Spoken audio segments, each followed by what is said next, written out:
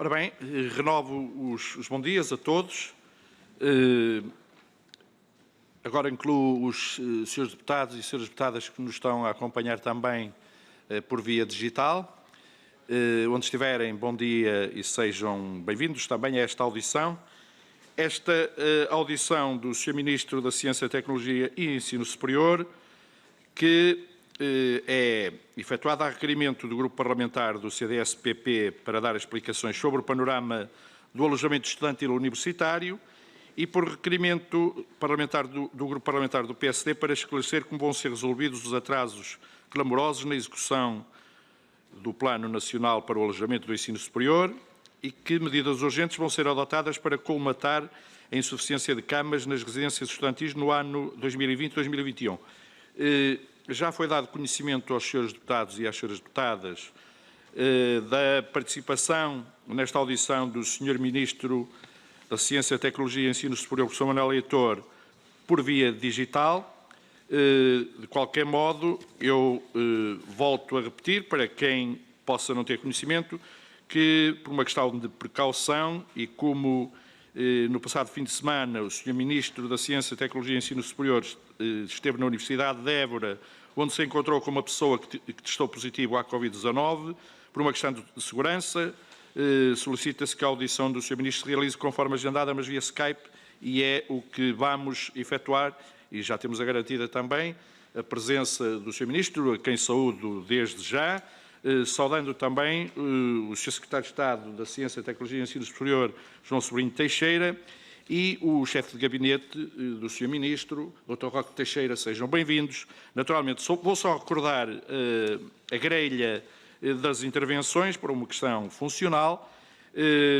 Intervém o primeiro grupo parlamentar, autor do requerimento que já citei, o CDS-PP, com 5 minutos, para a resposta do Sr. Ministro da Ciência, Tecnologia e Ensino Superior, ou quem entenda delegar essa resposta, 5 minutos. Repete-se com o autor do segundo requerimento do Grupo Parlamentar do PSD uma intervenção de 5 minutos e a mesma resposta de 5 minutos.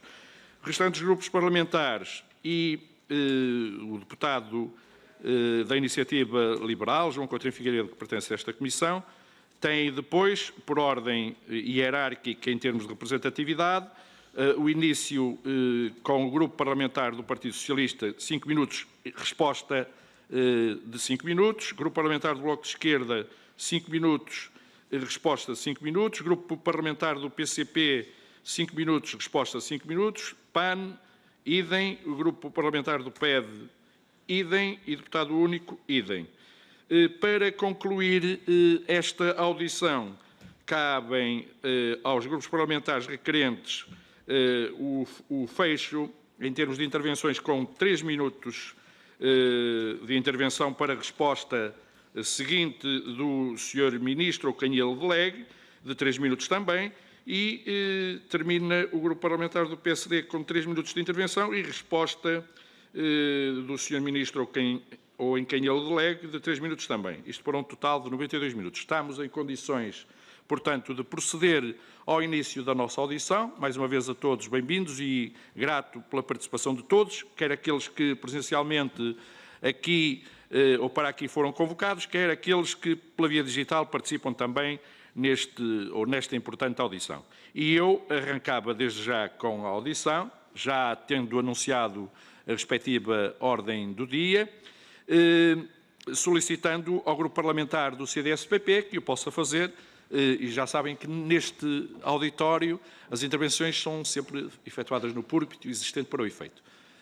Tem a palavra o Grupo Parlamentar do CDS-PP e a senhora deputada Ana Rita Bessa. Muito obrigada, Sr. Presidente. Cumprimento o Sr. Ministro, a quem desejo, obviamente, que não passe apenas de um susto. O Sr. Ministro deslocado hoje em casa, mas tem até a ver com o tema. E cumprimento também o Sr. Secretário de Estado e o Sr. Chefe de Gabinete, que hoje têm lugar à mesa. E passando diretamente ao tema. O tema do requerimento de hoje tem a ver com o alojamento estudantil e a primeira vez que o Plano Nacional de Alojamento Estudantil foi apresentado, recordo, foi em maio de 2018, pela então Sra. Secretária de Estado, Fernanda Rola, em Coimbra, em que se constatava uma enorme falta de alojamento para os estudantes deslocados e se estabelecia como meta para 2030 um aumento de cerca de 15 mil camas da oferta pública. Entretanto, foi publicado, mais ou menos 9 meses depois, um decreto-lei, o Decreto-Lei 30/2019, que estabelecia os termos em que esse plano de alojamento estudantil se iria desenrolar. E a primeira nota que devo fazer é que nesse plano e nesse decreto-lei inicial havia nos seus 2 anexos uma lista muito extensa de imóveis que seriam requalificados para a primeira fase de intervenção, quer diretamente, quer integrando o Fundo Nacional de Reabilitação do Edificado. E talvez a primeira pergunta fosse o que é que aconteceu, qual é o ponto de situação desta lista muito extensa de imóveis, porque depois não encontramos correspondência naquilo que mais tarde veio a ser o observatório criado, Observatório para o Alojamento Estudantil, ou seja, no fundo uma publicação periódica de ponto de situação.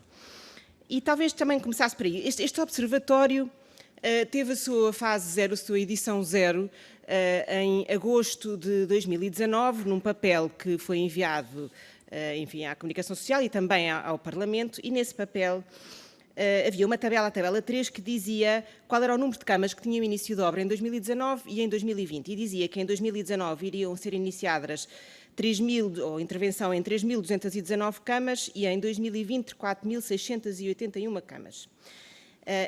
Depois é muito difícil nós conseguirmos acompanhar a continuidade destes números. Destas, por exemplo, 3.219 camas que tiveram início em 2019 e que até tinham uma distribuição por zona do país, nós não conseguimos saber quantas é que foram concluídas e entregues e estão já disponíveis neste momento.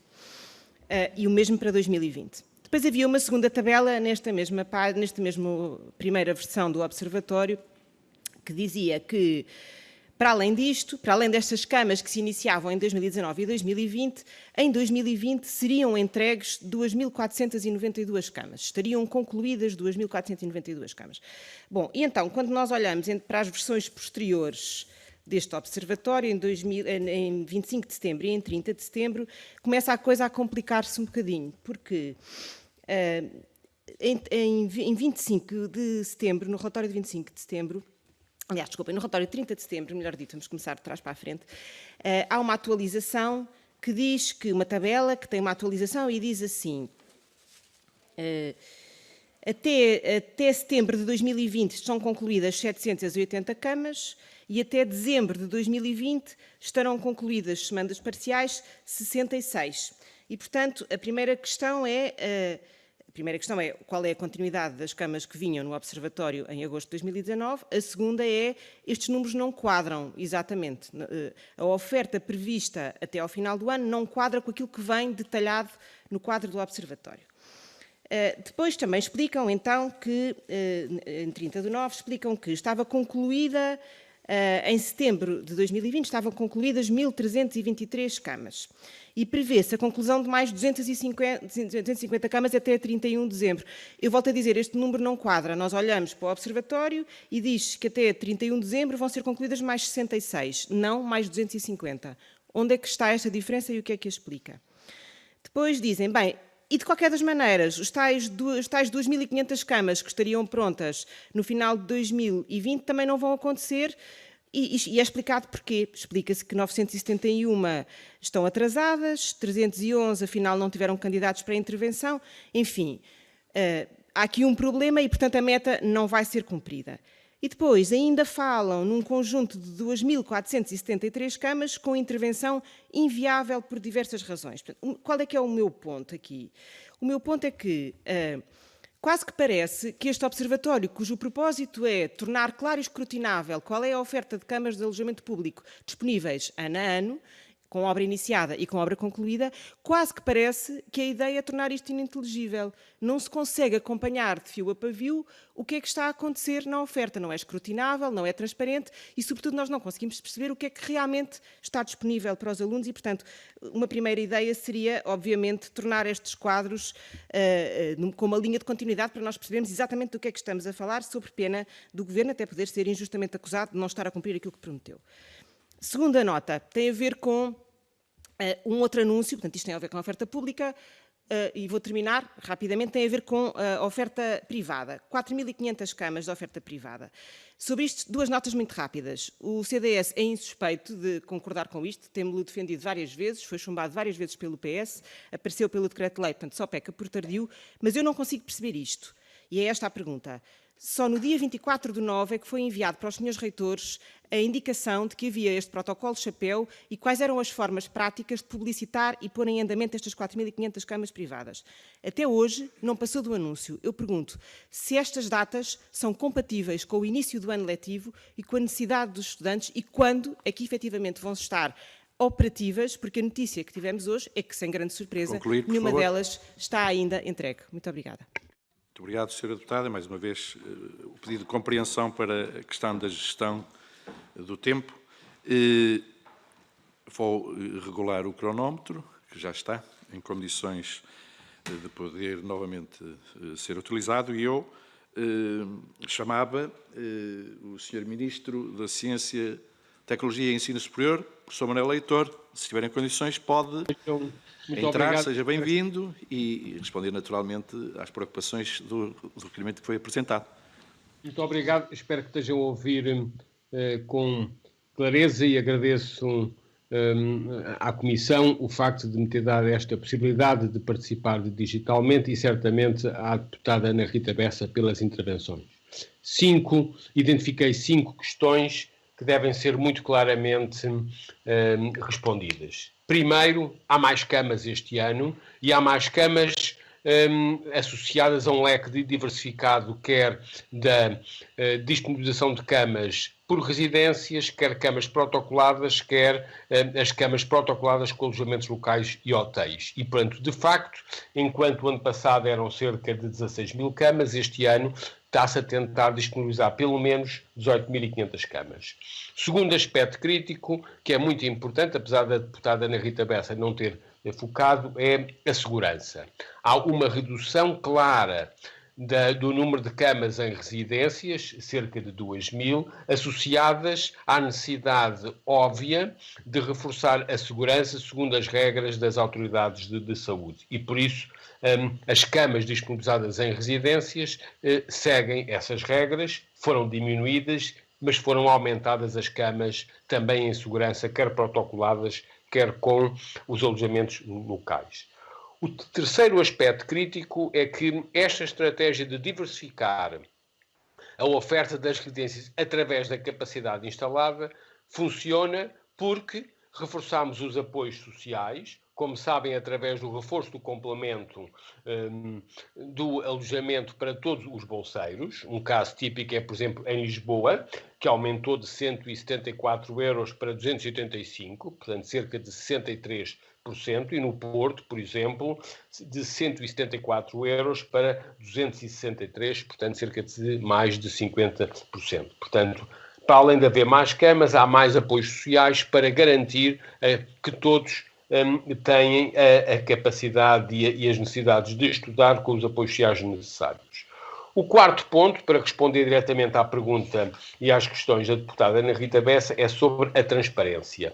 Ela fez uma confusão porque há 2 instrumentos de transparência distintos que não podem ser confundidos. Por um lado nos termos legais, o plano a divulgação, como foi feita a 30 de setembro, e é feito semestralmente, a divulgação pela Direção-Geral do Ensino Superior do ponto de execução do Plano Nacional de Alojamento, incluindo a descrição pormenorizada em detalhe dos cerca de 200 imóveis que foram disponibilizados pelo Estado para quer a melhoria, quer a edificação de novas camas.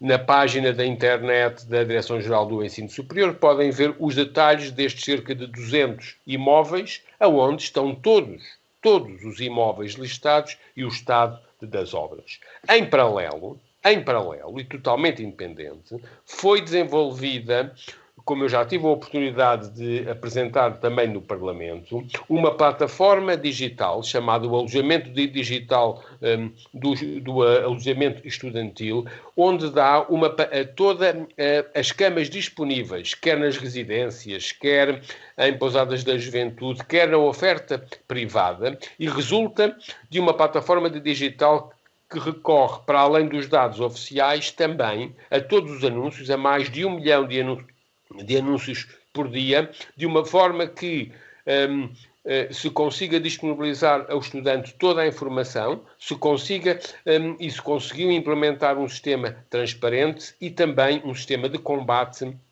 à especulação imobiliária, neste caso, porque ficou transparente os preços e os locais e as condições de existência dessas camas. Portanto, a transparência tem 2 elementos críticos distintos: o plano de execução, divulgado semestralmente pela Direção-Geral de Ensino Superior, e uma plataforma digital que disponibiliza quer a oferta pública, quer a oferta privada.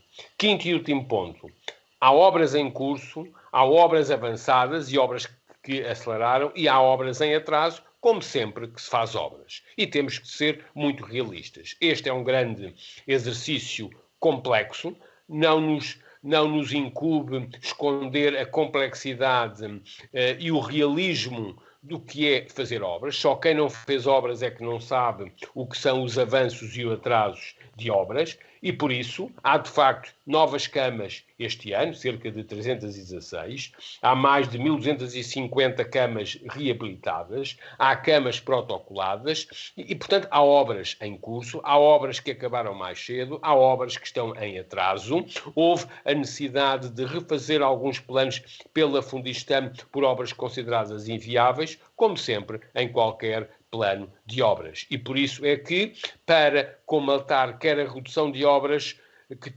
das camas que tiveram a ser reduzidas em função das normas de segurança, quer de alterações ao plano da Fundistam, foram abertos outros protocolos com instituições. E o Observatório do Alojamento Estudantil, o Observatório Digital, mostra claramente que hoje há um leque muito diversificado de camas disponíveis aos estudantes. Isso é o mais importante, é pôr o estudante no centro desta discussão. E por isso hoje é mais fácil do que era o ano passado encontrar uma cama... Concluir, por favor.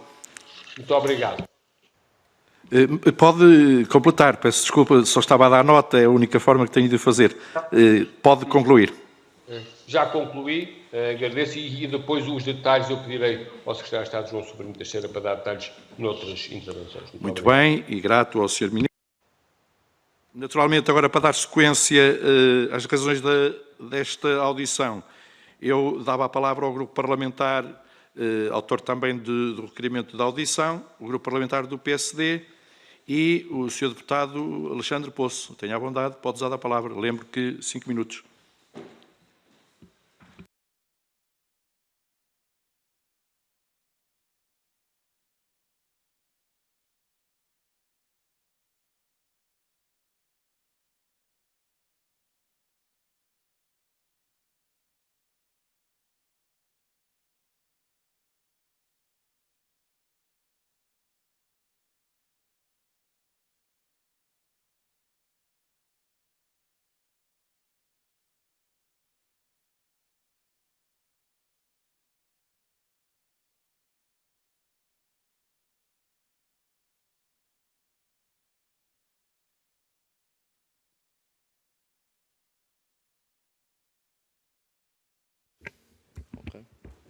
Se o Governo confirma que, até ao momento, não existe ainda nenhuma reserva por parte de estudantes universitários.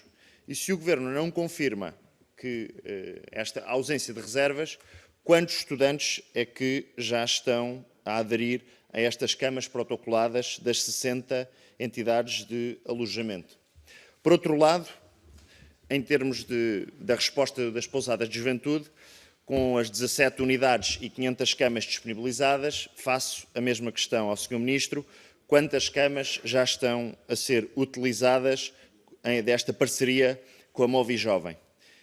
E a terceira parte da intervenção, obviamente um pouco mais extensa, porque se prende necessariamente com um balanço do Plano Nacional do Alojamento do Ensino Superior. E aqui o Grupo Parlamentar do PSD tem sido bastante crítico, nomeadamente face à sua execução, que no fim do dia o que queremos é que se traduza em mais camas para os estudantes. E, como disse há pouco o Sr. Ministro, é verdade que temos de colocar os estudantes no centro destas discussões e no centro destas decisões. E são os próprios estudantes, através das suas estruturas académicas, através das federações e associações académicas, que abordam o tema do alojamento e, recorrentemente, dizem que as respostas postas em prática não têm sido suficientes e, por isso, creio que a tutela tem noção de que os estudantes, estando no centro, também são eles, e não apenas os partidos políticos, nem os partidos políticos da oposição, que apontam críticas e que criticam a execução deste PNAES. Ora, assumindo as 2.500 camas que supostamente teríamos em 2020, o Governo refere que cerca de 780 são novas. Como ouvimos aqui há pouco, há algumas camas que são inviáveis, há obras que afinal não se podem fazer e, portanto, temos de reduzir a expectativa. Das 2.500 camas prometidas para setembro de 2020, já não teremos estas 2.500 e, portanto, na prática teremos as tais 780. Portanto, 70% de falha na execução, 30% de execução. O que aconteceu às restantes e o que é que poderemos fazer para colmatar esta diferença? Mas mesmo estas 780 têm muito que se lhe diga, porque na prática, nós, quando vamos analisar a situação das 780, verdadeiramente novas, temos apenas 64, porque as 259 da residência universitária das Laranjeiras em Ponta Delgada existiam desde 2002 e tiveram obras de conservação. As 38 da residência de São Roque, no Porto, foi aberta em 2005. As 25 camas da residência Bento Jesus Caraça, em Évora, foi inaugurada já no ano transato, em setembro de 2019. As 186 do campus da Ajuda, em Lisboa, ou as 12 do Faial, foram inauguradas em junho de 2019. E as 196 da residência Maria Beatriz, inaugurada em outubro de 2019, já têm alunos desde novembro do ano passado. Ou seja, das 780 novas, concluímos que 716 já estavam na rede e, portanto, não são verdadeiramente novas, são fruto de requalificação. Por isso, Sr. Ministro, Sr. Secretário de Estado, tinha, obviamente, aqui uma pergunta final. Se o Governo considera ou não que a execução do PNAES é um descalabro, é um falhanço, e se a promessa de 2.500 camas em 2020, conjugada com a promessa de 2.700 camas para 2021, olhando para a execução de 2020 e pensando então nas 2.700 camas de 2021, se os estudantes, novamente no centro desta discussão, podem acreditar nestes números ou se as 2.700, tal como as 2.500 para este ano, não serão mais do que ficção científica. Muito obrigado. Muito obrigado, Sr. Deputado, e pelo uso criterioso do tempo também. Eu passava desde já a palavra ao Sr. Ministro da Ciência, Tecnologia e Ensino Superior, professor Manuel Leitor. Tem condições de nos poder dar o prazer de ouvir? Eu agradeço. Muito bem. Pedia desde já a autorização para o Secretário de Estado, João Sobrinho Teixeira, responder aos detalhes. Muito bem. Tenha a bondade, Sr. Secretário de Estado. Sim, sim. Muito obrigado, Sr. Presidente. Senhores deputados, vou tentar, digamos, nestes 5 minutos responder. Depois, se não der tempo, certamente teremos tempo noutras oportunidades para falar disso. Eu penso que também que é fundamental nós vermos o que é que foi dito, escrito e, sobretudo, materializado em termos daquilo que foi aprovado pelo Governo e escrutinado por esta Assembleia. E, portanto, é bom vermos o decreto-lei e aquilo que ele dizia, para depois não ficarmos só em clichês que vemos, às vezes, de anúncios que podem não ser exatamente aquilo que corresponde à realidade. E se nós vermos o artigo 4 do decreto-lei que criou esta disponibilização de camas, diz o plano de intervenção compreende as seguintes medidas e diz: alinhar a requalificação de residências de estudantes do ensino superior, designadamente através da melhoria e ampliação das infraestruturas, do equipamento ou da melhoria das condições materiais. É logo a primeira linha da intervenção do PNAES. A segunda fala em criação de alojamentos novos, designadamente através da construção, reabilitação e reconstrução de imóveis. E a terceira fala na disponibilização de alojamento temporário, quando necessário, designadamente enquanto decorrem obras de reabilitação, requalificação e construção de residências nos termos das linhas anteriores. Ou seja, estava já aqui previsto exatamente uma situação que é tudo o que é construção demora tempo, reabilitar é mais rápido, construir demora mais tempo, mas para não ficarmos à espera dessas situações, o PNAES previa esta possibilidade. E é isso que está a ser cumprido, aquilo que o PNAES cumpria. Depois, relativamente aqui, quer o Sr. Deputado Alexandre Poço, quer a Sra. Deputada Ana Rita Bessa, penso que há aqui alguma confusão, digamos, sobre a contabilização, digamos, dos números. É verdade que nesse comunicado de agosto dizia que se iriam estar intervencionadas 2.492 camas. E o Sr. Deputado Alexandre Poço, em nenhum ponto, em nenhuma situação, nunca foi dito que eram 2.492 camas novas. Portanto, era bom também que se visse e que se lesse os comunicados para depois ter a certeza daquilo que se diz. Certo? Portanto, que são camas intervencionadas, que é o que está aqui previsto. Portanto, em nenhum ponto se disse que eram camas novas. Portanto, era bom que se visse isso dessa maneira. Pronto. E nessa situação, dessas 2.492 camas, nós fizemos depois um comunicado esse que relatava exatamente quais eram as camas que estavam contabilizadas nessas 2.492. Dá-me só um segundo, eu não vou soltar. O Sr. Deputado, como já viu isso também numa reportagem jornalística, já citou, mas nós temos aqui que eram exatamente 780 intervencionadas que estão prontas. Depois houve 971 da Fundistamo que se atrasaram devido ao regulamento de gestão, e se eu tiver a oportunidade mais tarde posso explicar porque é que se atrasou este regulamento de gestão. E depois há coisas imponderáveis, como o 318 em Viseu, que o concurso ficou deserto porque nenhuma empresa quis concorrer. Ou também a opção da própria UTAD, que resolveu retirar da Fundistamo e começar ela própria a executar a obra, e isso atrasou. Isso está dentro da autonomia das instituições e nós não podemos proibir isso. No entanto, estas 2.000, portanto, nós referimos-nos a estas 780, que das 2.492 estavam já prontas, mas tínhamos mais camas prontas que não estavam incluídas nas 2.492. Porque, consoante houve camas que se atrasarem, houve camas que se adiantaram.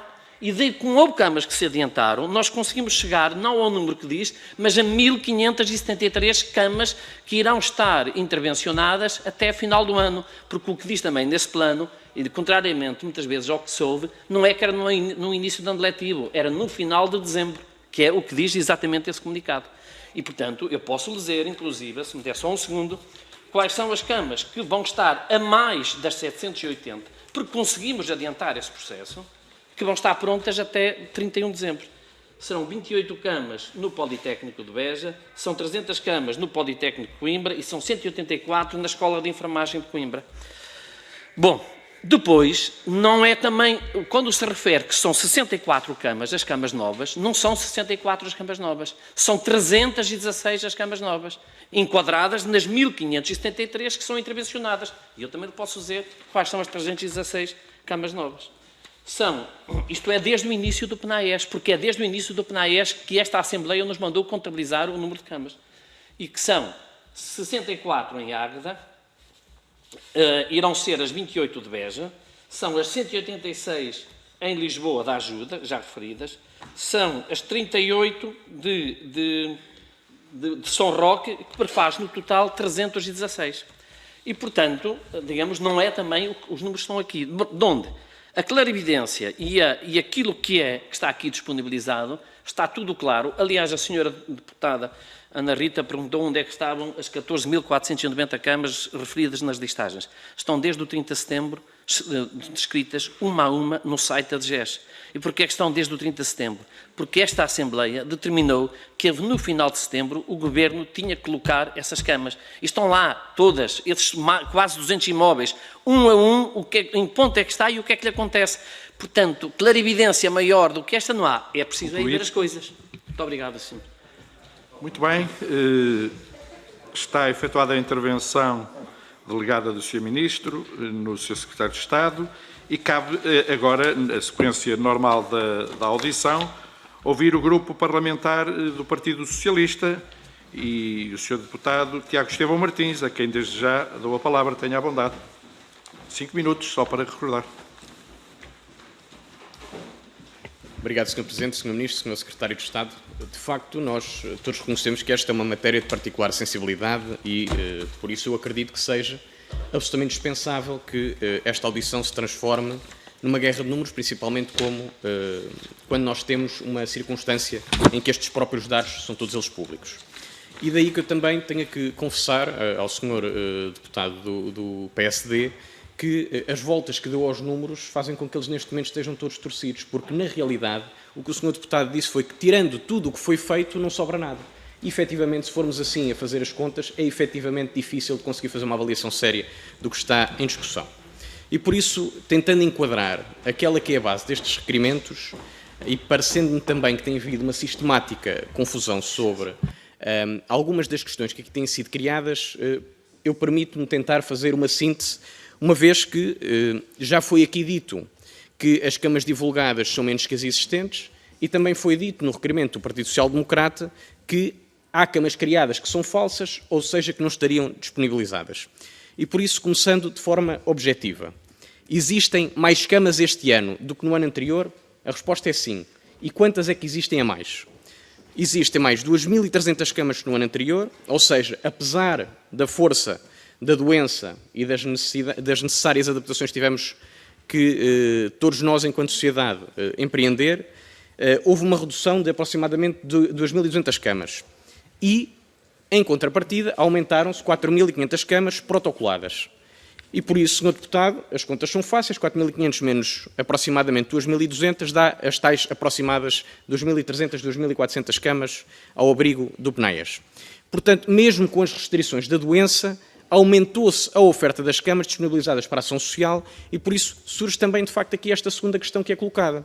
Se estas 4.500 camas contratualizadas são fictícias, como diz o PSD, ou se são inacessíveis aos estudantes, como tem sido diversas vezes propalado.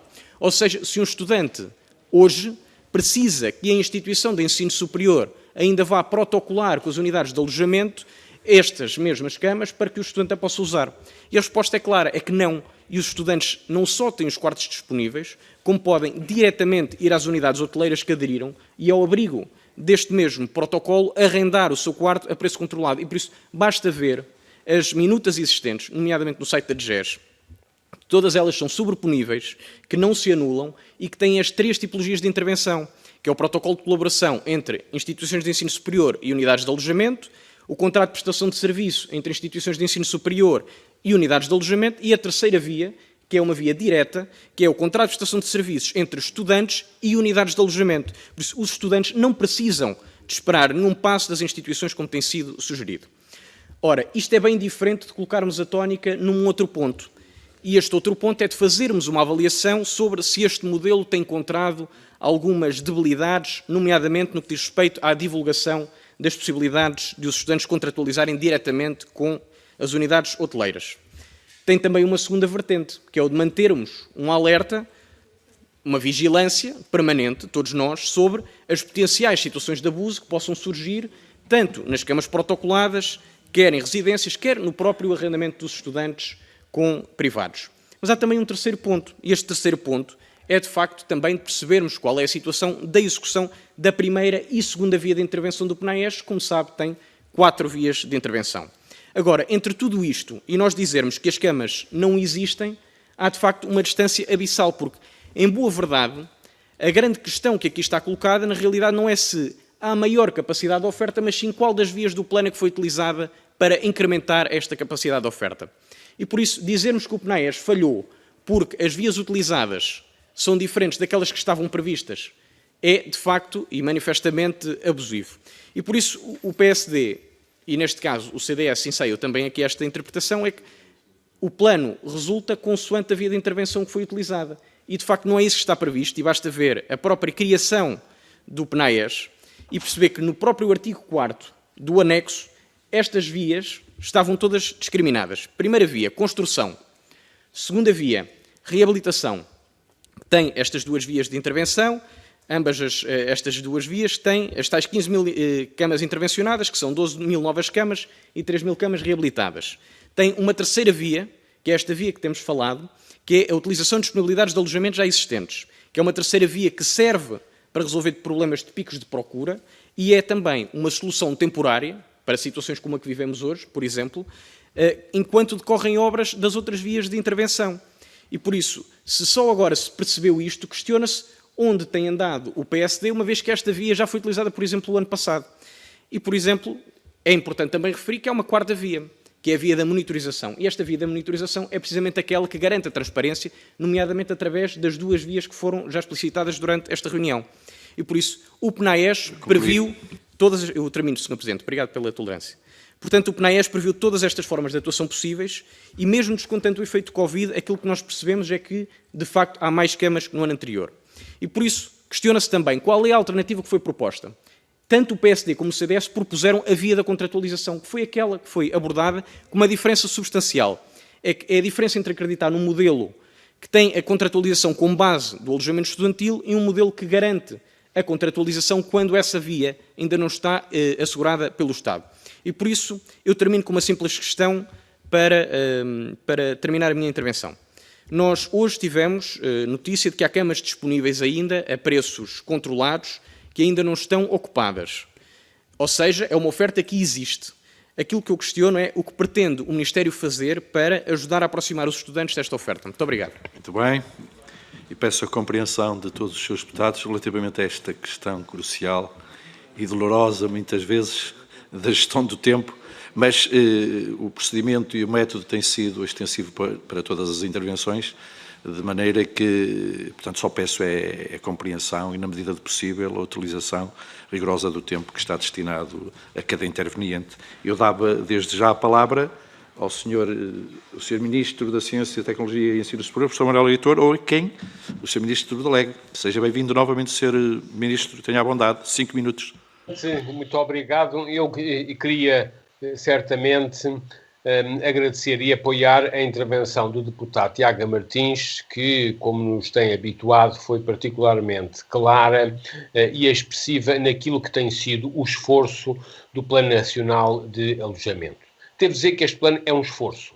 Devo dizer que foi um esforço complexo o Estado disponibilizar cerca de 200 imóveis e que, para além disso, tem sido um esforço particularmente importante, liderado pelo Sr. João Sobrinho Teixeira, com várias áreas governativas e várias instituições, protocolar quer camas, com as autarquias, mas também com instituições privadas como a Móvel Jovem, quer com os alojamentos locais. E este é um esforço que vale a pena, porque o que nós queremos é que haja mais estudantes a estudar. E este ano isso é que nos deve alegrar. Temos mais estudantes a estudar e estamos a dar uma oportunidade à construção de um laço de confiança com as futuras gerações particularmente importantes. E esta questão é muito importante para o debate político. O nosso dever como políticos é atrair mais estudantes para o ensino superior, porque esse é o futuro de Portugal. O nosso dever como políticos não é, certamente, retirar estudantes do ensino superior e criar um clima de medo que não há camas. E por isso tenho falado pessoalmente, e o Secretário de Estado também, com associações de estudantes, com estudantes. Temos no nosso gabinete pessoas a apoiar estudantes e, sobretudo, a seguir a existência de camas nos mais variados sítios e temos uma monitorização daquilo que se passa. Eu vou pedir para o Secretário de Estado dar alguns detalhes, mas devo dizer muito claramente, há camas ainda disponíveis em todas as tipologias, quer nas residências.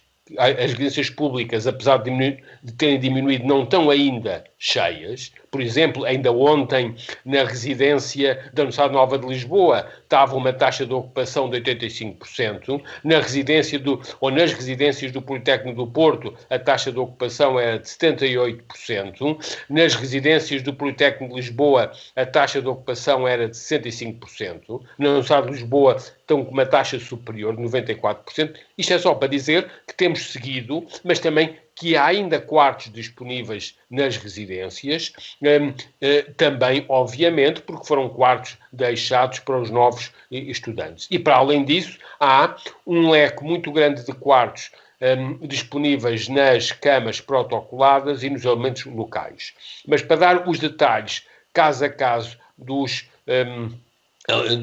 das camas protocoladas, eu pedi autorização para o Secretário de Estado, João Sobrinho Teixeira, dar alguns detalhes. Absolutamente concedida. Tenho a Muito obrigado, Sr. Presidente, Srs. Deputados. Bom, relativamente a este processo da contratualização com as entidades privadas, eu gostava de referir que este foi um processo que trabalhamos durante todo o mês de agosto para o conseguir consolidar, para o final de julho e agosto.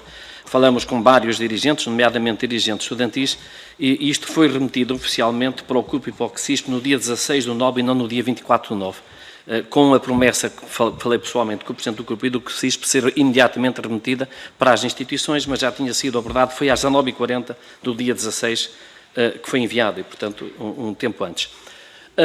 Para este processo também nós contactamos todas as associações de estudantes, ou seja, o próprio gabinete, eu próprio, reuni ou telefonei pessoalmente a cada um das associações de estudantes e fizemos ainda, inclusive, para um conjunto de associações representativas de diversas universidades também, uma sessão via streaming. Para além da abordagem aos dirigentes das associações, aos dirigentes das instituições de ensino superior, fizemos também uma reunião em que eu próprio estive com os administradores da ação social, exatamente para os informar de tudo como é que funcionava esta mecânica daquilo que estava disponível. Além disso, a Direção-Geral do Ensino Superior tem uma linha expressamente dedicada, quer e-mail, quer telefónica, para tirar todas as dúvidas aos alunos que entendam. Portanto, digamos, do ponto de vista de montagem da máquina, acho que tudo aquilo que podia ser feito, foi feito. Depois, como penso que o Sr. Deputado Tiago explicou, foram celebrados quase 4 protocolos para estimular toda esta situação. Um entre a DGES e as associações representativas, as 5 associações representativas do setor, onde é que se elencava quais eram as obrigações, nomeadamente que os estudantes têm que ficar alojados até ao final do ano letivo, as condições da DGES, quais eram também as obrigações dos estudantes. Foi preparado depois uma minuta que as instituições de ensino superior têm, obviamente, autonomia, mas foi preparada uma minuta se as instituições quiserem contratualizar estes serviços depois com os hostéis, e foi preparado um protocolo, se não quiser haver contratação de serviço, em que a instituição de ensino superior tem também aqui alguma responsabilidade no processo e, portanto, orienta os alunos, orienta bolseiros e estabelece uma ligação com o hostel. E nós queremos muito estimular estes protocolos diretos entre as instituições de ensino superior e os hostéis, porque achamos que funciona melhor. Por outro lado, como é referido, está lá também na plataforma da DGES, é possível uma contratualização direta entre um estudante e um hostel, se assim o entender. E, portanto, todas as alternativas ficaram feitas e não é verdade, digamos, que não haja nenhuma contratualização feita.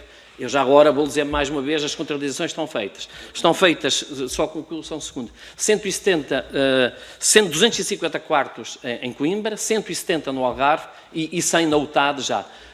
Eu próprio irei, do dia 12 a Viana, celebrar mais um protocolo e irei também, ainda no início da próxima semana, a Porto Alegre, mais outro protocolo. Portanto, existem já este conjunto de protocolos que já estão feitos entre as instituições e o alojamento local. Muito obrigado. Muito bem, o agradecimento pela compreensão relativamente à gestão de tempo também, que é sempre difícil. Estamos agora em condições para dar a palavra ao Sr. Deputado do Grupo Parlamentar do Bloco de Esquerda, o Deputado Luís Monteiro, a quem dou a palavra desde já, 5 minutos só para recordar. Tenha à vontade. Muito obrigado, Sr. Presidente, Sr. Ministro, Sr. Secretário de Estado, Senhoras e Srs. Deputados. Começamos, talvez, pela questão das regras da DGS. Na última possibilidade que tivemos de ouvir aqui o Sr. Ministro na Comissão, foi ainda na anterior sessão legislativa, mesmo no final, e o Sr. Ministro, ainda antes da DGS ter indicado quais eram as regras de utilização das residências estudantis, já o Sr. Ministro estava aqui a apresentar as regras que era, acho eu, intenção e responsabilidade da DGS apresentar.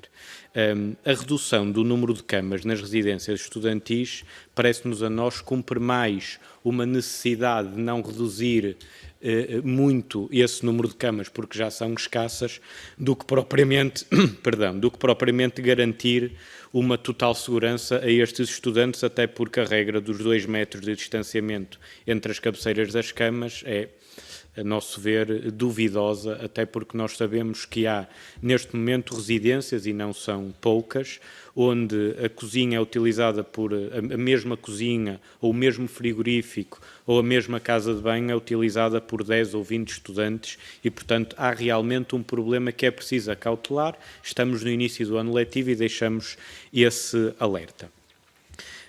Nós sabemos, e seria demagógico dizer que se resolveria o problema do alojamento estudantil em meio ano, há uma necessidade de construção e de reabilitação de um conjunto de imóveis e isso demora tempo, mas também seria importante que o Governo tivesse há mais tempo dito que era necessário rever os números inicialmente apresentados no PNAES. Eu acho que não haveria nenhum problema nesse sentido. Até porque o que nós estamos hoje a assistir é que a esmagadora maioria do aumento do número de camas, da oferta de camas, dependeu dos protocolos assinados e não propriamente daquele trabalho que era o trabalho estruturalmente e que devia ser o principal foco do Governo. É evidente, e nós próprios defendemos isso, que numa situação de emergência e numa situação que nós sabíamos que era necessário reduzir o número de camas nas residências estudantis, que os protocolos iam ser quase obrigatórios no início deste ano letivo. Nós não íamos conseguir ter mais estudantes no ensino superior com menos camas nas residências estudantis ou aquela que era a oferta atual. E, portanto, é evidente que os protocolos foram uma urgência para responder à situação. Aliás, nós já tínhamos alertado para esse facto, ainda antes da pandemia, quando já faltavam camas, por exemplo, a utilização das pousadas da juventude. Mas há aqui um dado importante que é que o Governo precisa de responder. Estes protocolos garantem que durante este ano letivo, e fazendo as contas, assumindo as contas que são aqui apresentadas, há neste momento, com a redução do número de camas nas residências, mas com o aumento por parte desses protocolos, cerca de mais 2.400 camas. É importante perceber que se esses protocolos chegam ao fim, e se esse não é o modelo preferencial que o Governo quer adotar, e já agora também não é o modelo preferencial que o Bloco de Esquerda tem para o alojamento estudantil, nós precisamos de começar a perceber atempadamente, porque esta é uma discussão que demora tempo, como é que nós vamos garantir no próximo ano letivo, sem ser novamente com novos protocolos e muito possivelmente numa altura, esperemos todos nós, que a situação da Covid já esteja mais tranquila do que aquela que nós vivemos hoje, como é que nós vamos garantir 2.400 camas num regime de oferta que não é um regime protocolado? O modelo que o Bloco de Esquerda sempre defendeu é uma oferta pública, em residências estudantis construídas para o efeito ou em imóveis do Estado que estão a ser ou já foram reabilitados para isso. Temos uma posição de pressionar também as instituições de ensino superior a utilizar algum do património que têm, e há algumas instituições de ensino superior que têm esse património que pode ser utilizado, mas esta é uma preocupação constante e que talvez seja importante começar a discutir agora para, no próximo ano letivo, não estamos outra vez com a corda na garganta, porque vamos ter de protocolar novamente as camas que esses estudantes já estão a utilizar. Porque no próximo ano letivo a situação é mais grave. É que nós não podemos dizer a estes 2.400 estudantes agora vão ficar sem oferta ou as obras na residência ainda estão atrasadas e, portanto, não há solução para apresentar. Termino, Sr. Presidente, com duas questões muito simples. Há problemas que estão a ser vividos durante esta pandemia e que o Governo também precisa de monitorizar. Por exemplo, no caso da Universidade do Porto, ainda antes das regras da DGS, foram reduzidas os quartos duplos para quartos singulares. Mas os serviços de ação social da Universidade do Porto começaram a cobrar o valor de um quarto singular naquilo que era um quarto duplo, ou seja, os estudantes que estavam em quartos duplos começaram a pagar por quartos singulares. É importante perceber que estão aqui salvaguardadas a contratação, o contrato que foi feito entre esse estudante e o Serviço de Ação Social. Sabemos também que houve durante a pandemia um conjunto de problemas com a garantia de limpeza e de segurança das universidades, nomeadamente na Universidade de Aveiro. Termino, Sr. Presidente. Era também importante, quando se monitoriza este início do ano letivo e a ocupação destas residências, que se monitorizasse também a garantia da limpeza e da segurança. Por fim, Sr. Presidente, e termino mesmo com isto, é muito importante, num período onde há horários diferentes, onde há estudantes que têm apenas aulas durante uma parte da semana, que haja da parte do Governo e da Direção-Geral do Ensino Superior uma preocupação em informar e mobilizar a ocupação de todas as camas disponíveis. Eu acho que isso deve ser uma prioridade neste momento para o Ministério. Muito obrigado, Sr. Deputado. Esta questão do tempo é sempre temerária para cada intervenção, mas agradeço a sua compreensão no uso do tempo, não se prolongando em demasia para, enfim, correspondermos ao tempo que está destinado para esta audição. Também eu aproveitava a oportunidade e chamava o Sr. Ministro da Ciência, Tecnologia e Ensino Superior, professor Manuel Leitor, para intervir, recordando que o tempo são 5 minutos. Sr. Ministro, pode intervir, tenha a bondade. Muito obrigado, Sr. Presidente. De uma forma rápida e no prazo do tempo concedido. Que fique bem claro que as regras da Direção-Geral de Saúde, referidas pelo deputado do Bloco da Esquerda, foram publicadas em conjunto entre a Direção-Geral de Saúde e a Direção-Geral do Ensino Superior, após ouvidas as instituições de ensino superior e um leque muito grande de peritos.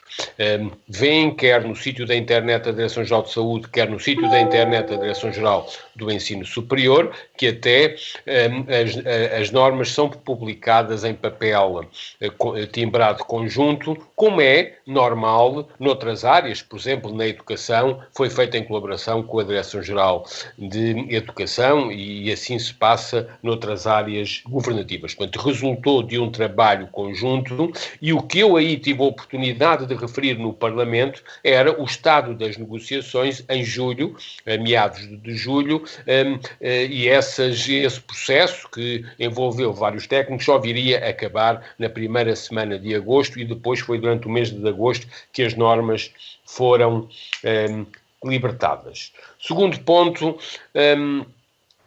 quanto à revisão dos números. Não é preciso rever números nesse sentido. Os termos legais que o Parlamento aprovou são muito claros e muito adequados. Dizem que a divulgação pela Direção-Geral do Ensino Superior deve ser semestral, ocorrente a 30 de setembro, e foi isso o que se fez. O plano é um plano dinâmico, evolutivo, gradual, e nós estamos a trabalhar para estar sempre a aumentar o número de camas e, sobretudo, o número de imóveis. E, por isso, em 2021, irá certamente também continuarmos neste esforço entre várias áreas governativas e várias instituições, quer públicas, quer privadas, mas, sobretudo, mobilizando cada vez mais património do Estado e, por isso, estamos a evoluir. Também estamos constantemente em interação, nomeadamente com as autarquias e com o poder local. Por exemplo, ainda nos outros dias, quer eu, quer o Secretário de Estado, temos estado, por exemplo, com o Presidente da Câmara Municipal de Guimarães para acelerar algumas obras, nomeadamente através das autarquias, e por isso não é uma questão de rever, é uma questão de estar sempre a atualizar, quer nos termos legais, divulgando 6 em 6 meses o estado de todos os imóveis, mas também estando sempre a aumentar. Em relação aos protocolos, o Secretário de Estado João Sobrinho da Silva depois poderá dar detalhes, mas ficou bem claro que a questão crítica que foi posta nos protocolos foram sobretudo duas: as condições de segurança face à necessidade de evitar a propagação da pandemia e, segundo, a necessidade intrínseca de a disponibilização de quartos ser até ao final do ano. Mas o mais importante sobre as novas camas e a necessidade de preparar o próximo ano letivo, onde também continuarão a ter que haver camas protocoladas, porque as obras demoram tempo a fazer. Em todo o caso, a questão mais importante foi o pacote que estamos a preparar em sede do Governo e que será devidamente apresentado à Assembleia da República, para no âmbito do Plano de Recuperação e Resiliência e no âmbito do processo de habitação acessível, ser também incluído e dinamizado e acelerado o Plano Nacional de Alojamento Estudantil. E isso será, obviamente, um impacto importante nos próximos anos. Agora, naturalmente, que no próximo ano terão que continuar a haver camas protocoladas. Eu pediria, em todo o caso, ao Sr. Presidente para autorizar o Secretário de Estado a dar alguns detalhes sobre estes pontos. Muito bem, desde já. Muito obrigado, Sr. Presidente. Senhores deputados, eu me referi a um conjunto de protocolos, na verdade são 4, e nesses protocolos nós tivemos o cuidado de estabelecer tudo aquilo que devia ficar escrito. Se está isento de uma falha, não sei, poderá haver, mas ele foi escrutinado por administradores da ação social, por dirigentes, pelas associações de estudantes, e, portanto, está aí, estão todas as normas da DGS têm que ser escrupulosamente digamos, previstas, tem que ser previsto toda a disponibilização de gel e todos os desinfetantes para os alunos, a questão da limpeza nos espaços comuns está assegurada, portanto, eu diria que do ponto de vista da montagem da estrutura está assegurada. Vai correr tudo exatamente bem, pode haver um caso ou outro que não corre exatamente bem, quando são muitos os casos, temos que admitir, só não erra quem não trabalha, quem não faz, não é? E, portanto, podemos ter que admitir isso, mas, digamos, todos esses pontos estão aqui também assegurados. Eu queria aproveitar, Sr. Presidente, ainda só para explicar aqui um ponto, se me desse, que eu fico a explicar à deputada Ana Rita Bessa sobre as 2.473 camas que já estão ditas aqui, que são inviáveis.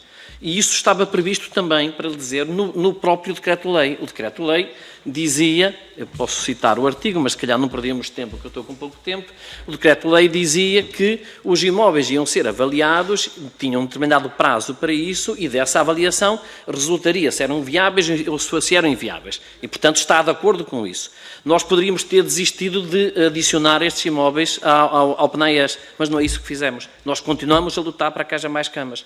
E, por isso, no diploma da habitação, sobre a habitação acessível, e no conjunto de imóveis que vão aparecer nesse diploma, que irão aparecer nesse diploma, está lá um preceito que permite uma troca entre os imóveis deste diploma e os imóveis da habitação, porque é mais fácil conseguir fazer reconstrução para alojamento, para arrendamento acessível, do que para alojamento estudantil, porque para alojamento estudantil nós temos praticado preços controlados. E, portanto, há um conjunto de imóveis que estão, peço só desculpa, Sr. Presidente, um conjunto de imóveis que estão nesse decreto-lei, que irão passar para o foro do alojamento estudantil e nós, por retorno, iremos dar parte destes imóveis. Quando estão dados como inviáveis, não estão perdidos. Nós continuamos sempre a lutar para que haja mais camas, para que haja mais alunos no ensino superior. Muito obrigado, Sr. Presidente. Bem, e agradeço a sua compreensão também. O esclarecimento foi útil, naturalmente, e eu, dando sequência à audição, chamava a senhora deputada Alma Rivera, do Grupo Parlamentar do Partido Comunista Português, para intervir. Tenha a bondade, senhora deputada.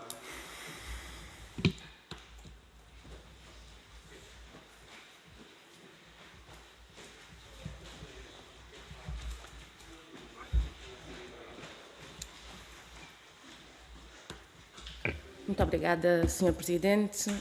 Cumprimentar o Sr. Ministro e o Sr. Secretário de Estado e começar por dizer que, de facto, não há dúvidas que a situação sanitária que vivemos teve exigências particulares que influem na capacidade de resposta dos serviços de ação social escolar para disponibilizar o número de camas adequados, mas também não há dúvidas que, se não houvesse pandemia, o problema mantinha-se. Porque o problema está a montante da situação que vivemos. Saltava menos à vista, provavelmente seria menos intenso e menos notório, mas mantinha-se.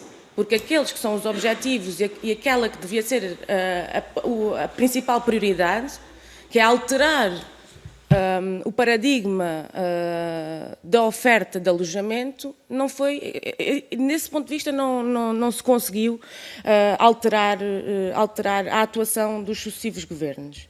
Porque o problema, como sabemos, não nasceu com o vírus. Nós temos uma camada estudantil em que quase metade, 42%, são estudantes deslocados e, portanto, isto é uma exigência do ponto de vista da oferta de alojamento grande, que não se pode menorizar. E, do nosso ponto de vista, aqui o problema é aquele que tem sido a vários outros níveis, que é o ensino superior não tem sido, de facto, uma prioridade, não tem sido visto neste momento como um instrumento de alavancagem de desenvolvimento, quando para nós, neste momento, é que se definem também os instrumentos de recuperação, de investimento, de prioridade, e aquele que era o problema que tínhamos até agora da falta de residências, das residências absolutamente degradadas, de termos residências absolutamente sobredimensionadas e que agora vem tudo ao de cima com as novas regras sanitárias, exigia um investimento que não está a acontecer. E, portanto, para nós, o paradigma não pode ser do Estado financiar eternamente estas novas camas, e pedia que deixássemos chamar novas camas a camas que são protocoladas, porque elas não são novas camas, são camas temporárias, são camas excepcionais.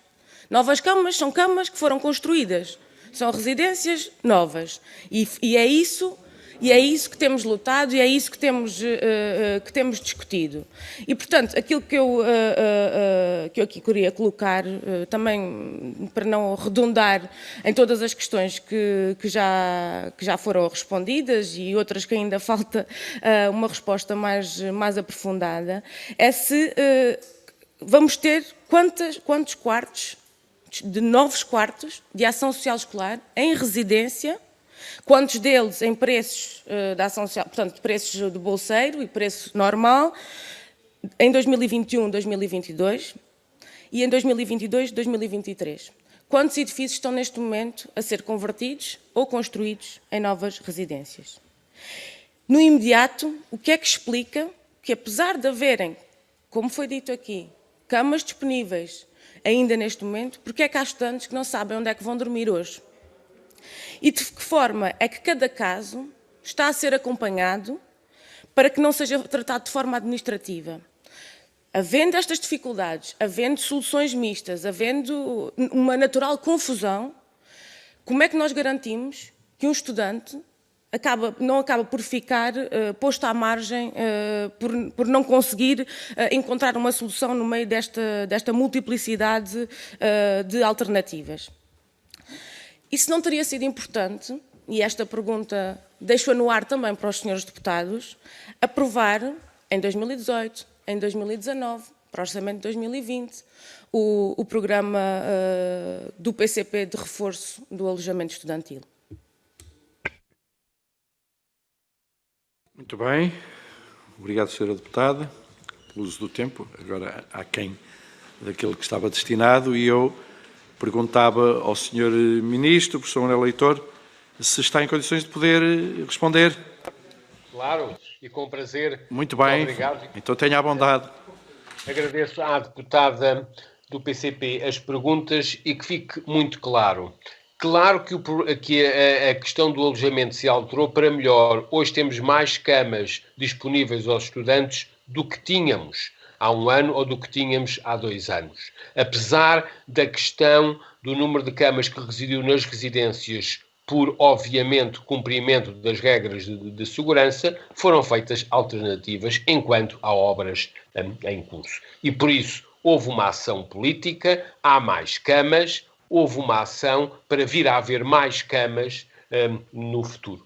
Segunda, a qualificação é certamente uma prioridade e o conhecimento é o designo do desenvolvimento de Portugal e dos portugueses, e por isso é que este ano nos devemos congratular por termos tido um aumento inédito de estudantes no ensino superior. É, de facto, uma confiança também daquilo que foi feito durante os últimos anos para estabelecer a confiança. Veja-se, por exemplo, a confiança dos portugueses no ensino superior, nas instituições de ensino superior. Veja-se, por exemplo, o sucesso que ultrapassou todas as nossas expectativas, de abertura do acesso ao ensino superior àqueles que terminam o ensino secundário por via profissional, e o que nunca me canso de dizer, o sucesso inevitável do que foi o programa de valorização do ensino politécnico, que hoje tem um laço de credibilidade e de confiança, quer com as famílias, quer com as empresas e a administração pública, que é verdadeiramente impressionante, e vemos aonde é que o número maior de candidatos ao ensino superior se verificou, e também o aumento do número de candidatos que optaram ir para o interior do país. Portanto, hoje temos uma situação, de facto, melhor do que o que tínhamos há 5 anos, muito melhor, e temos uma oportunidade única de formar mais portugueses. E essa é o que nos deve alegrar. O alojamento é uma condição crítica, claro que é, e por isso temos um plano, e por isso estamos a incluir no plano de recuperação económica uma ação totalmente clara. Eu vou passar ao Sr. Presidente pedir autorização para, mais uma vez, o Secretário de Estado, João Sobrinho Tancilha, de dar alguns detalhes, mas eu gostaria que a deputada do PCP nos indicasse precisamente todos os casos que saiba de estudantes, como ela disse, que não sabem onde vão dormir, porque foi para isso é que foi feito um observatório do alojamento estudantil, e nós temos, naturalmente, se isso assim se verificar, temos que agir, porque a nossa função é dar e garantir que todos têm capacidade. E sabemos, quer nas residências, quer nas camas protocoladas, quer pela oferta privada disponibilizada pelo alojamento, que hoje, em qualquer zona do país, de Lisboa ao Porto, de Bragança a Faro, sabemos em todas as cidades que há camas disponíveis, que há disponibilidade de camas, e temos um sistema de apoio social que nos está a garantir reforços de complemento de alojamento superior aos valores mínimos das camas que existem. E por isso temos a certeza que temos todos os mecanismos para garantir que todos os estudantes têm cama, mas que nos sejam indicados exatamente os casos. Em todo o caso, para dar alguns detalhes, nomeadamente sobre as camas protocoladas, eu pediria ao Sr. Presidente para autorizar o Secretário de Estado a responder. Claramente, dou a palavra ao Sr. Secretário de Estado. Obrigado, Sr. Presidente, Srs. Deputados.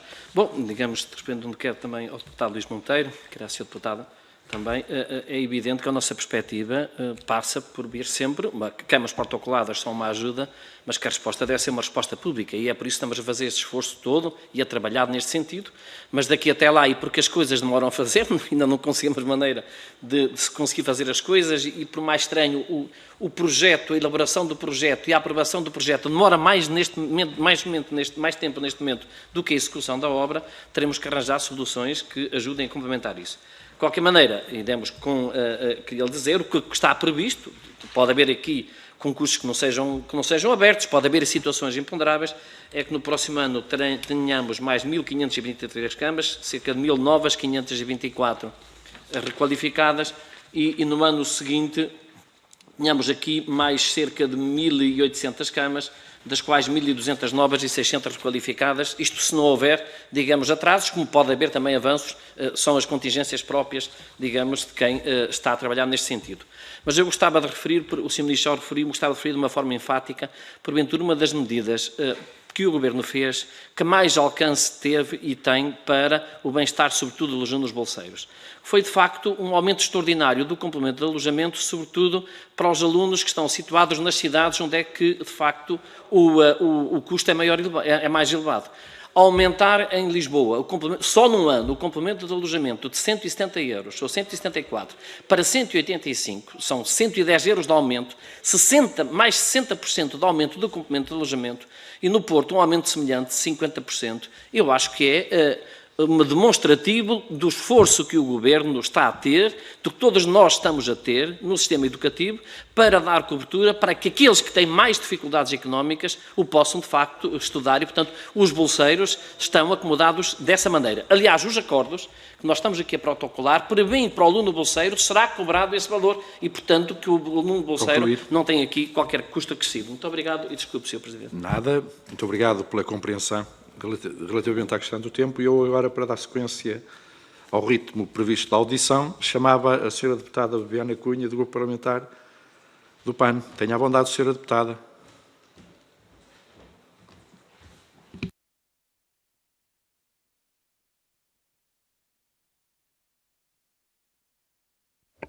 Muito obrigada, Sr. Presidente. Cumprimentá-lo, cumprimentar também o Sr. Ministro, Srs. Secretários de Estado, senhoras e senhores deputados.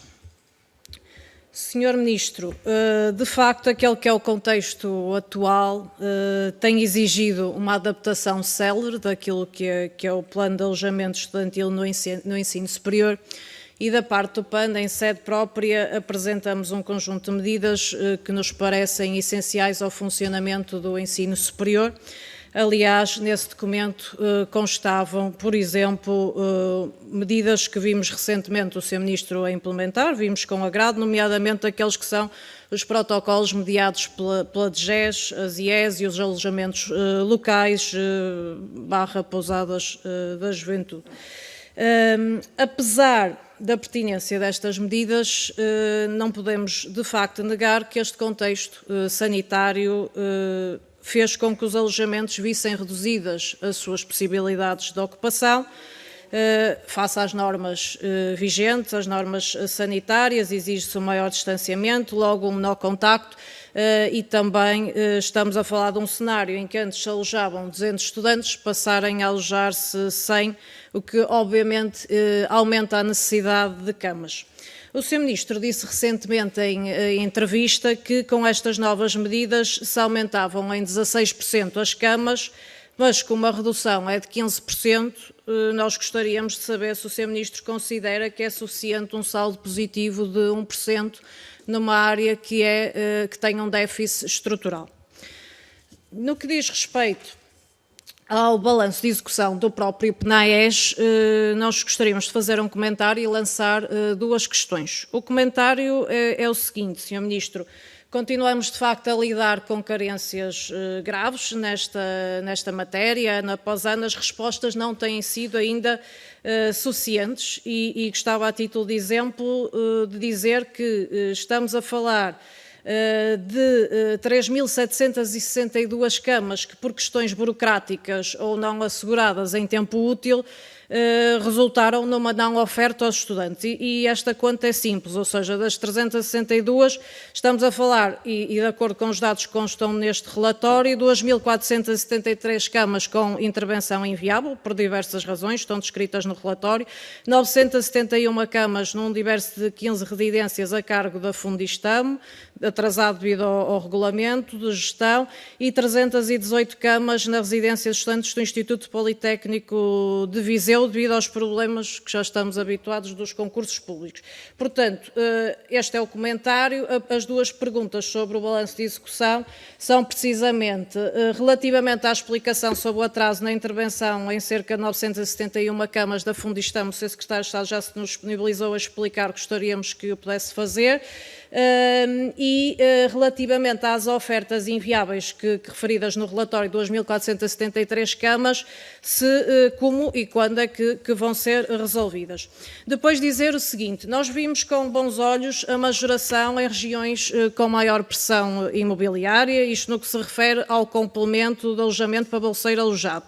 Só que damos nota do seguinte: esta majoração ainda não atinge aquele que é o valor médio do preço de alojamento que encontramos, por exemplo, no próprio Observatório de Alojamento Estudantil. A título de exemplo, Porto, complemento, 263 euros, valor médio 297 euros. Lisboa, complemento, 285 euros, valor médio do mercado 339 euros. E porque estamos aqui a falar deste complemento, relaciona-se inevitavelmente com a questão das bolsas, há um tema que não podemos deixar de abordar e que se prendem com os serviços de ação social no ensino superior.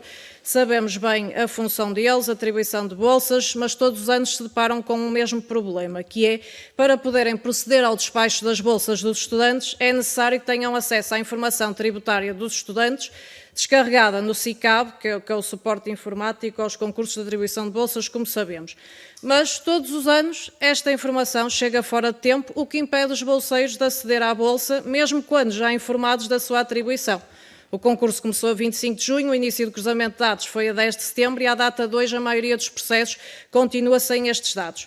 Há aqui, de facto, dificuldades nesta interoperabilidade, chamemos assim, com a autoridade tributária, e que, no nosso entender, no entendimento do PAN, não faz sentido não estarem resolvidas, e por causa desta incapacidade, os estudantes, mesmo que tenham vaga em alojamento e até já saibam da atribuição de bolsa, não podem dar entrada no quarto, pois não têm disponível o valor para efetuar o pagamento, restando-lhes então ficar em casa ou encontrar meios alternativos para pagar o quarto ou até desistir do curso, o que de facto não pode nem deve acontecer, nem deve o Ministério permitir isto. Esta situação só se resolve se os estudantes conseguirem então avançar com o primeiro pagamento das mensalidades, o que contradiz a sua necessidade de bolseiros e, portanto, de pouco ou nada adianta a Direção-Geral do Ensino Superior emitir informação de que são criadas as condições para que o estudante bolseiro possa realizar o pagamento antecipado de 3 mensalidades no primeiro mês da ocupação do quarto, se na realidade o estudante não pode receber o valor da bolsa por atrasos imputáveis à própria DGES. Vou concluir, Sr. Presidente. Portanto, Sr. Ministro, o que gostaríamos de saber é porque é que ano após ano se mantém este problema de cruzamento de dados entre estas instituições que são tutela do Estado e a que se deve falta de recursos humanos, quando existe necessidade de melhoria de equipamentos, software ou outras questões, gostaríamos de perceber e quando é que isto vai ficar resolvido. Muito obrigada. Muito obrigado, Sra. Deputada, também pela compreensão quanto à gestão do tempo. E eu passava de imediato a palavra ao Sr. Ministro da Ciência, Tecnologia e Ensino Superior. Sr. Ministro, professor Manuel Leitor, pode usar a palavra? Lembre-se só 5 minutos, tenha a bondade. Muito obrigado, Sr. Presidente, Sra. Deputada, Senhoras e Senhores Deputados. Que fique bem claro que os dados que a deputada Bibiana Cunha referiu não estão certos. De facto, o aumento de 16% é o aumento líquido total, se somarmos a evolução e a variação nas residências, mais a variação nas camas protocoladas com as autarquias, mais as camas protocoladas com o Móvel Jovem, mais as camas protocoladas com os alojamentos locais. Portanto, o aumento não é 1%, é efetivamente 16%. Adicionalmente a este aumento, temos disponibilizado através do Observatório Digital do Alojamento Estudantil, todos os dias, ofertas de camas que têm oscilado cerca entre as 10.000 e as 10.500 camas de oferta privada a preços que são compatíveis com os preços do complemento. Portanto, o aumento é efetivo de 16%, já após a redução das camas com segurança nas residências e o aumento das camas protocoladas. Em relação à carência do alojamento, por ser uma questão grave, por ser uma questão crítica e uma questão relativa muito relevante, quer em termos da operação do ensino superior, quer em termos políticos, quer em termos do país, por isso é que temos agido, por isso é que pusemos em prática o Plano Nacional do Alojamento, que é um plano, sobretudo, realista. E nestas questões da ação política, temos que garantir certamente uma visão, e aqui a visão é clara, mas temos que ser muito realistas e saber o que é que funciona e não funciona. E por isso é que este plano tem funcionado gradualmente. Há camas que avançaram, há camas que atrasaram, porque fazer obras é isto mesmo. E por isso não posso deixar de referir o esforço que foi feito para disponibilizar mais de 200 imóveis públicos que estão em obras, uns mais avançados, outros mais atrasados, e a evolução que se espera que venha a ter. Em relação às questões da atribuição de bolsas, devo dizer que não temos conhecimento de nenhum daqueles atrasos que a deputada Bibiana Cunha referiu. Ainda ontem falei e tenho contactado diariamente o Diretor-Geral do Ensino Superior e não posso deixar de fazer aqui um grande elogio à forma como a Direção-Geral tem garantido um apoio contínuo e sistemático a todos os serviços de ação social, a interoperabilidade entre a Direção-Geral e a autoridade tributária. Não existe nenhum problema, está a funcionar desde o ano passado. As declarações do IRS são validadas nos prazos definidos.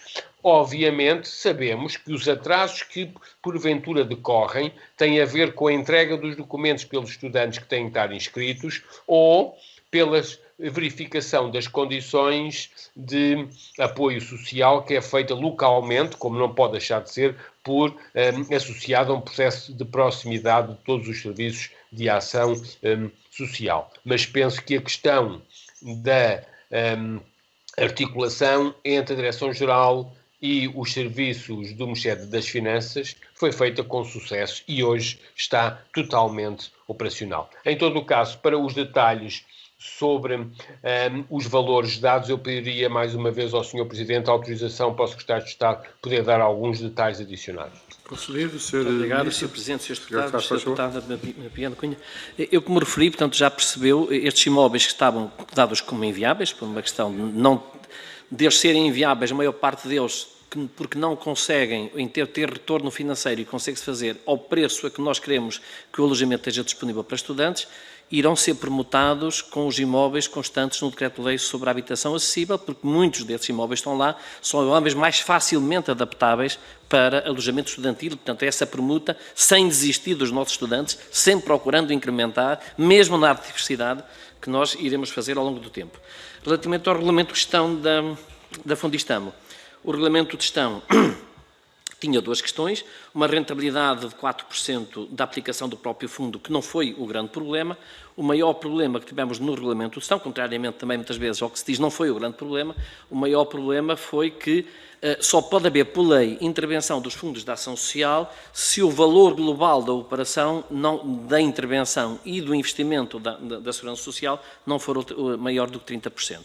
Ora, muitos dos imóveis, infelizmente, estão muito degradados e, portanto, o valor sobre o qual, da intervenção e a percentagem que isso representaria para a intervenção do próprio Fundo da Segurança Social seria superior a 30%.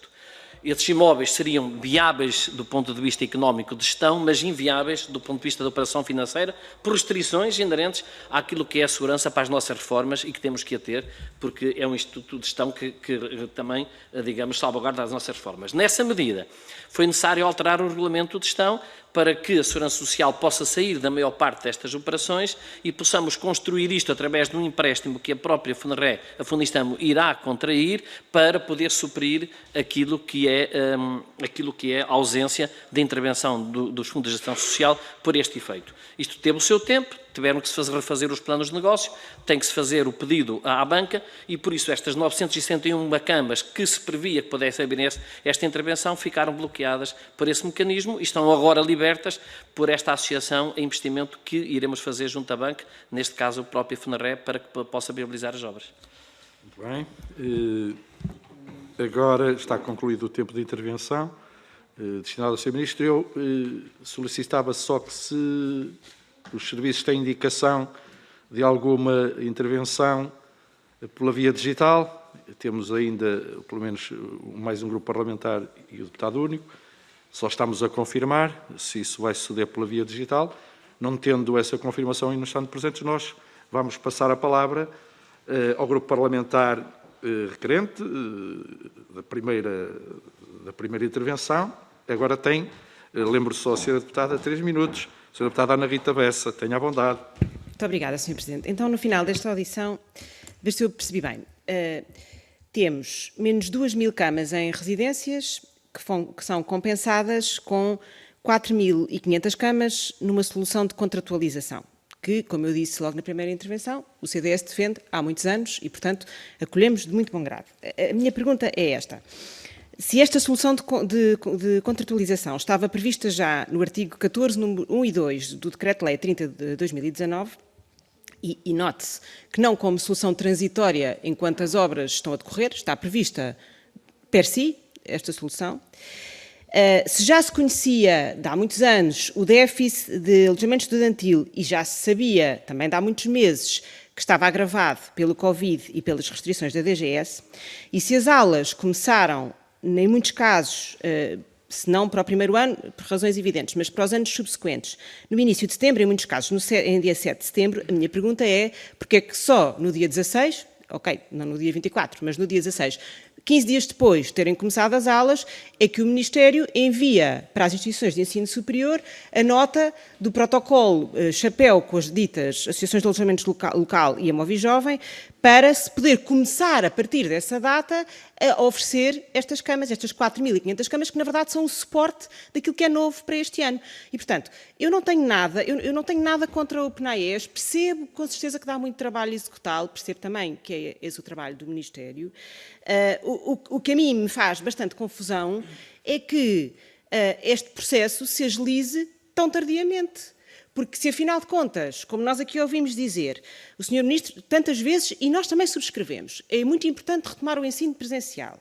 Se queremos combater o abandono escolar e garantir que estes alunos que agora ingressam no ensino superior o frequentam frequentam em condições e não é por razões de falta de alojamento, porque esse é, aliás, um dos grandes problemas também já identificado.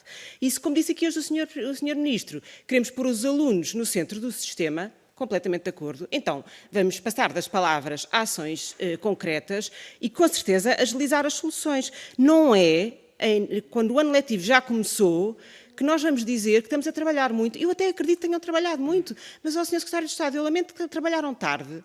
Trabalharam tarde, porque não pode ser, depois das aulas terem começado, que se fazem protocolos e se diz agora, temos aqui esta oferta. Se calhar é por isso que, ao dia de hoje, essa oferta está vazia. Pronto. E o meu problema, portanto, não é de falhança, não é, é simplesmente que estamos a correr contra o prejuízo. E não há necessidade, porque, como eu disse no início, o processo começou em 2018, estamos em 2020, se alguma coisa as coisas só pioraram e, portanto, se alguma coisa também peca por falhar no PNAES, é a ação diligente do Governo. Muito obrigada. Muito obrigado, Sra. Deputada, pelo uso rigoroso, caiu, acho que um apontamento, pelo uso rigoroso do tempo que lhe estava destinado. Lembrando o Sr. Ministro, nesta fase conclusiva da nossa audição de hoje, tem intervenção prevista para 3 minutos. Dou-lhe desde já a palavra, Sr. Ministro. Tenha a bondade.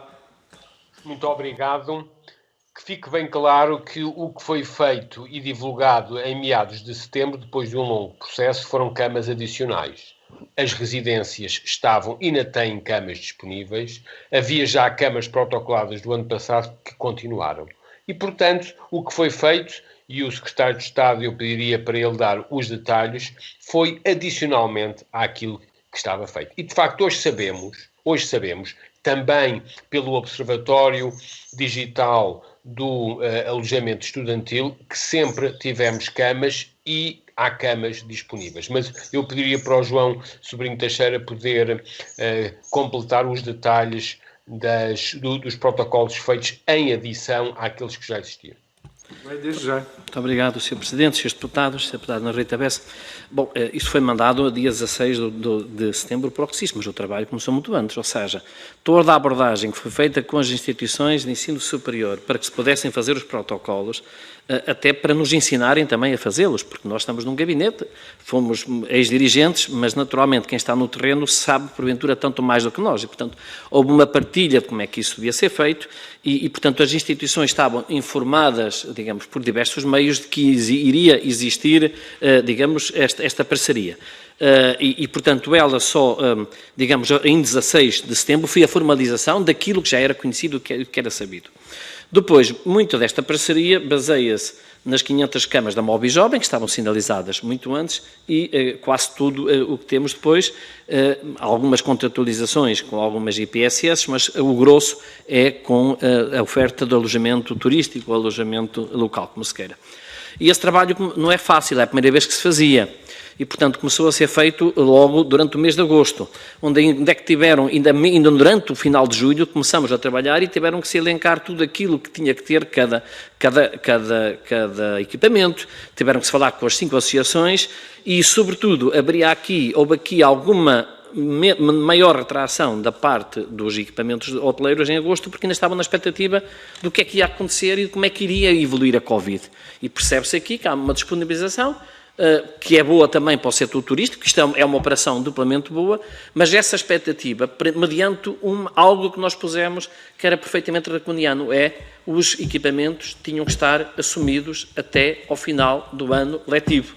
E, portanto, para o próprio alojamento turístico, isto representa que, pelo menos até 15 de junho, eles vão ter que estar disponibilizados. E se a pandemia, porventura, isto foi também o pensamento do alojamento local, se a pandemia se aliviar, nós, porventura, estamos a perder aqui uma grande parte da nossa operação, porque vamos ter que cumprir tudo isto.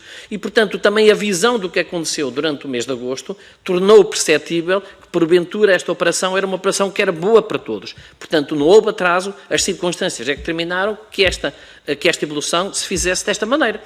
Agora, os alojamentos estão disponíveis para ser protocolados, as minutas estão feitas, o protocolo pode-se fazer numa hora, os alunos podem ir ao site da DGES, bem o hostel, tem lá o site e tem o número de telefone, podem telefonar e resolver o problema em 5 minutos. Portanto, eu não me parece, além disso, também queria só corrigir uma coisa, a maior necessidade é para todos os estudantes, mas a maior necessidade é para os alunos do primeiro ano. Os alunos do primeiro ano começaram a chegar a 6 de outubro. E, portanto, para esses é que vai ser, porque é o primeiro ano da primeira vez e esses é que têm mais dificuldades. Portanto, eu não diria que o processo está atrasado, ele está completamente disponível e evoluiu em função destas próprias circunstâncias. Muito bem, muito obrigado, Sr. Secretário de Estado.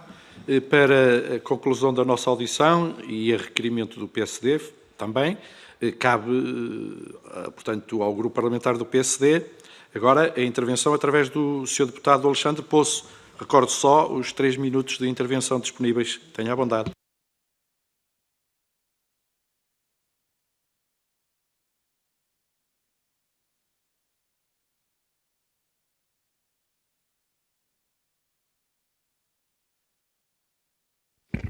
Senhor Presidente, obrigado. Sr. Ministro, Sr. Secretário de Estado.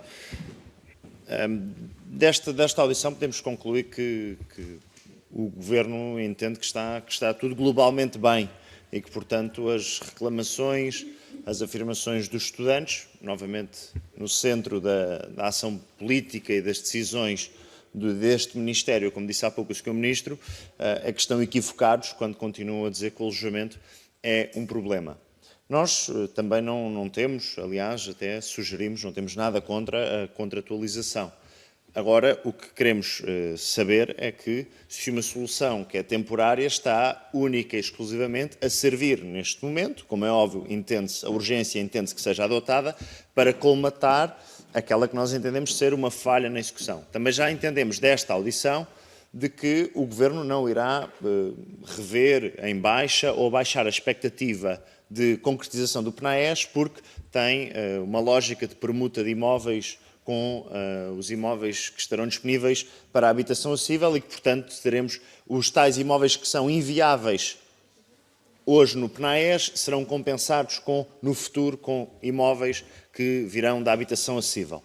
Mas perguntava-lhe também, Sr. Secretário de Estado e Sr. Ministro, e há pouco deu en passant assim, uma nota relativamente à Fundistamo, se o juro que é exigido às instituições não constituiu ou não constitui uma barreira à construção, requalificação e edificação de novas residências. Portanto, sabemos da rentabilidade, ou neste caso, a rentabilidade que é transformada num juro, numa taxa de juros às instituições, e se, no entendimento do Governo, pedir 4% de taxa de juros às instituições não constitui aqui um entrave que também as instituições pudessem utilizar as tais camas Fundistamo para a sua requalificação. Muito obrigado.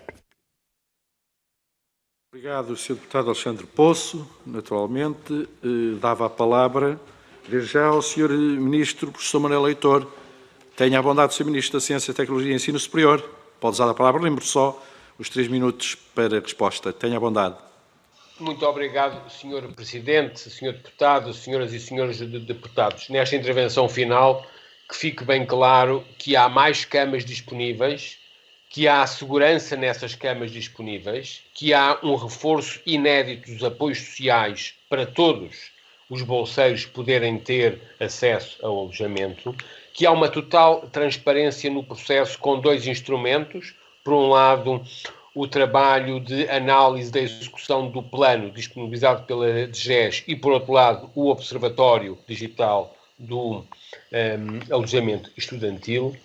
Quinto, que há obras em curso, houve obras que foram avançadas, há obras que está em atrasado e que há uma dinâmica no Plano Nacional de Acesso ao Ensino Superior. A ação política faz para resolver os problemas dos cidadãos e estamos a atuar nesse nível. Sobre os detalhes que o deputado Alexandre Poço referiu, eu pediria autorização para passar ao Secretário de Estado. Desde já tenho a verdade, Sr. Secretário de Estado. Bom, muito obrigado, Sr. Presidente, Sr. Deputado. Digamos, eu como já referi, na alteração do Regulamento de Gestão, a situação que acontece é que não era um impedimento da rentabilidade dos 4% que impedia a operação da questão. O que impedia era a percentagem do volume de obra que entraria aqui e que fez com que se alterasse esse próprio Regulamento de Gestão.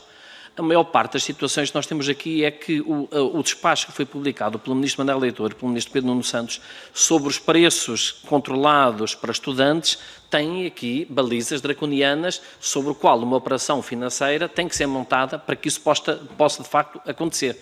E daí, como bem falou, que nós temos neste caso aproveitar os imóveis que mais se adaptem a residências de ensino superior e permutá-los exatamente com a educação daqueles que são inviáveis, muitos deles são inviáveis do ponto de vista técnico, são frações de apartamentos que são também desinteressantes para as próprias instituições e, portanto, daqui resulta, de facto, essa permuta. E, portanto, é sobretudo nesta alteração do regulamento que nós centramos a nossa atenção, que teve este atraso e que fez esse delay das 971 camas, mas que, digamos, estão agora todas as operações financeiras montadas para que isso possa ser iniciado. Quando dizemos vai ser iniciada a obra, vai ser iniciado o projeto. O licenciamento, isso é a obra, não é? Já não estamos num tempo em que a obra é o tijolo, a primeira pedra. A obra é, de facto, todo o conjunto de operações que é necessário fazer à volta de uma situação desta.